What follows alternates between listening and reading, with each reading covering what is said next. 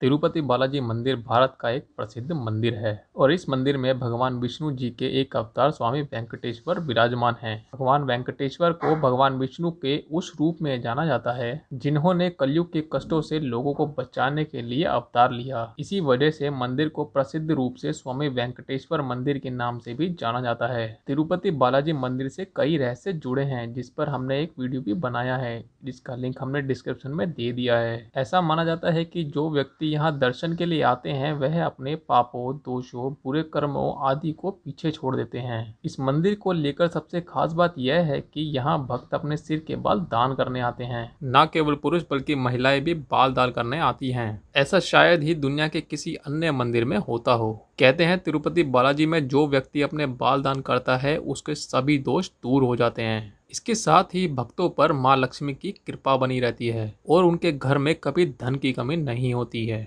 यहाँ बाल दान करने की परंपरा काफी पुरानी है और इस परंपरा को मोकू कहते हैं। हिंदू मान्यता के मुताबिक बाल दान करने का कारण भगवान वेंकटेश्वर का कुबेर से लिया गया कर्ज है। इस कर्ज और दान की परंपरा के पीछे की पूरी कथा कुछ इस प्रकार है। एक बार सभी देवताओं ने मिलकर एक यज्ञ का निश्चय किया। यज्ञ की पूरी तैयारी हो गई, तभी वेद ने एक प्रश्न किया कि ऋषि मुनियों द्वारा किए जाने वाले यज्ञ का हविष्य तो देवगण ग्रहण करते हैं, लेकिन देवों द्वारा किए गए यज्ञ की पहली आहुति किसकी होगी? यानी सर्वश्रेष्ठ देव का निर्धारण जरूरी था, जो फिर सभी अन्य देवों को यज्ञ प्रदान करे। तो एक व्यवहारिक समस्या आ खड़ी हुई। अब ब्रह्मा, विष्णु, महेश परमात्मा थे, इनमें से कौन श्रेष्ठ है? इसका फैसला आखिर हो तो कैसे? तब महर्षि भृगु ने इसका दायित्व संभाला। वह देवों की परीक्षा लेने और ऋषियों से विदा लेकर सबसे पहले अपने पिता ब्रह्मदेव के पास पहुंचे। ब्रह्मा जी की परीक्षा लेने के लिए महर्षि भृगु ने उन्हें प्रणाम भी नहीं किया,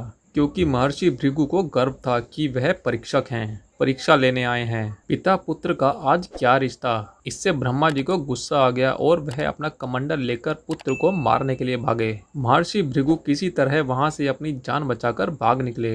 इसके पास वह शिवजी के लोक कैलाश उनकी परीक्षा लेने गए। महर्षि भृगु ने फिर से और बिना कोई सूचना का शिष्टाचार दिखाए शिव गणों से आज्ञा लिए बिना ही सीधे वहां पहुंच गए जहां शिवजी माता पार्वती के साथ विश्राम कर रहे थे। शिवजी शांत रहे पर महर्षि भृगु ना समझे। फिर शिवजी को क्रोध आया तो उन्होंने अपना त्रिशूल उठाया। महर्षि भृगु वहां से जान बचाकर भागे। अंत में वह भगवान विष्णु के पास क्षीर सागर में पहुंचे। श्री हरि शेष शैया पर नींद में लेटे थे और देवी लक्ष्मी उनके चरण दबा रही थी। महर्षि भृगु 2 स्थानों से अपमानित करके भगाए गए थे। उनका मन बहुत दुखी था। विष्णु जी को सोता देख ना जाने उनको क्या हो गया और उन्होंने विष्णु जी को जगाने के लिए उनकी छाती पर लात मार दी। विष्णु जी जाग उठे और महर्षि भृगु से बोले, मेरी छाती वज्र समान कठोर है, आपका शरीर तप के कारण कमजोर, कहीं आपके पैर पे चोट तो नहीं लगी? आपने मुझे सावधान करके कृपा की है, आपका चरण चिन्ह मेरे वक्ष पर सदा अंकित रहेगा।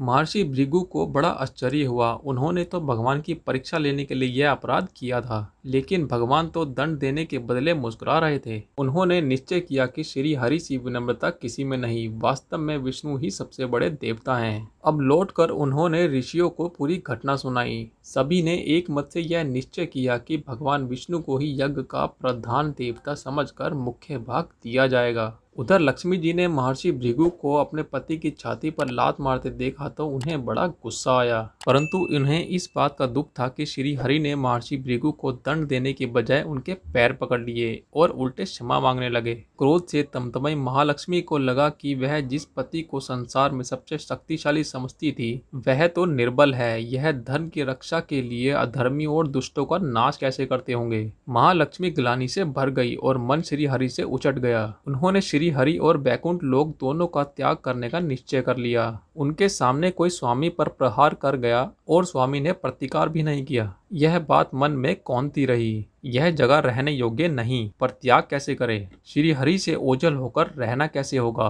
वह उचित समय की प्रतीक्षा करने लगी। श्री हरि ने हिरण्याक्ष के कोप से मुक्ति दिलाने के लिए जब वराह अवतार लिया और दुष्टों का संहार करने लगे, तभी महालक्ष्मी को यह समय उचित लगा। उन्होंने वैकुंठ का त्याग कर दिया और पृथ्वी पर एक वन में तपस्या करने लगी। तब करते करते उन्होंने अपना शरीर छोड़ दिया। विष्णु जी वराह अवतार का अपना कार्य पूर्ण कर वैकुंठ लौटे तो महालक्ष्मी नहीं मिली, तो तो वह उन्हें खोजने लगे। श्री हरि ने उन्हें तीनों लोकों में खोजा, किंतु तब करके महालक्ष्मी ने भ्रमित करने की अनुपम शक्ति प्राप्त कर ली थी। उसी शक्ति से उन्होंने श्री हरि को भ्रमित करके रखा। आखिर में श्री हरि को पता लग ही गया, लेकिन तब तक वह अपना शरीर त्याग चुकी थी। दिव्य दृष्टि से उन्होंने देखा कि लक्ष्मी जी ने चोर राज के घर में जन्म लिया है। श्री हरि ने सोचा कि उनकी पत्नी ने उनका त्याग सामर्थ्यहीन समझने के भ्रम में किया है, इसलिए वह उन्हें दोबारा प्राप्त करने के लिए अलौकिक शक्तियों का प्रयोग नहीं करेंगे। महालक्ष्मी ने मानव रूप में जन्म लिया है, तो वह अपने प्रिय पत्नी को प्राप्त करने के लिए वहां साधारण मानवों के समान व्यवहार करेंगे और महालक्ष्मी जी का दिल और विश्वास जीतेंगे।